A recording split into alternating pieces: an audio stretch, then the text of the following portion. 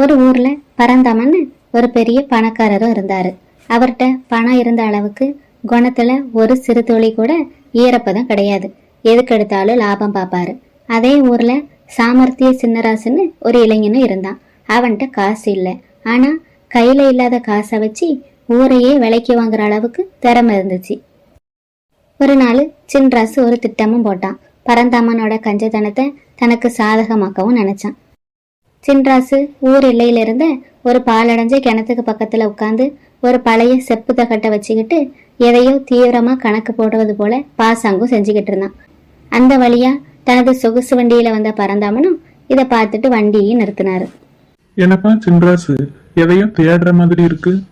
சின்ராசும் பதட்ட அடையிற மாதிரி நடிச்சிட்டு, ஐயா எஜமா, நீங்களா? ஒண்ணுமில்லைங்க, இது ஒரு பரம்பரை ரகசியம். இந்த கிணத்துக்கு அடியில ஒரு விசித்திரமான சக்தி இருக்கு.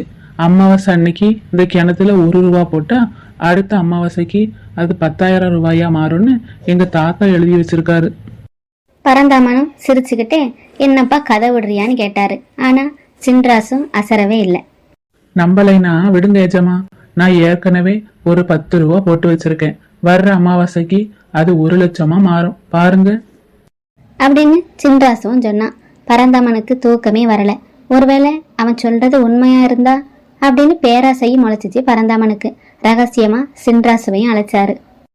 சரிப்பா, எனக்கும் ஒரு வழி சொல்லு.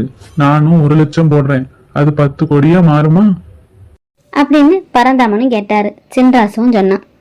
எஜமா, இதுல ஒரு கண்டிஷன் இருக்கு. போடுற பணம் உங்க உழைப்புல வந்ததா இருக்கணும். அப்புறம் நீங்க பணம் போடும்போது யாராவது பார்த்தா பலிக்காது. பரந்தாமனும் சரின்னு சொல்லி அன்னைக்கு நைட்டு யாருக்கும் தெரியாம ஒரு பெரிய பையில 1 லட்சம் ரூபாயை எடுத்துட்டு கிணத்தடிக்கு வந்தாரு. அங்க இருட்டுல மறைஞ்சிருந்த சின்ராசும், எஜமா சீக்கிரம் போடுங்க, நேரம் முடிய போகுதுன்னு சொன்னான். பரந்தாமனும் பணப்பையை கிணத்துக்குள்ள வீசினாரு. 1 மாசம் கழிச்சிச்சு.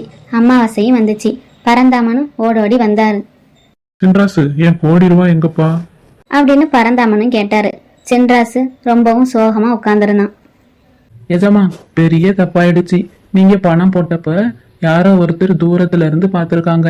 அதான் அந்த கிணத்துல இருந்து சக்தி வேலை செய்யாம நீங்க போட்ட பணமும் மண்ணாகி போச்சு அப்படின்னு சின்ராசுவும் சொல்ல பரந்தாமனும் கத்துனாரு.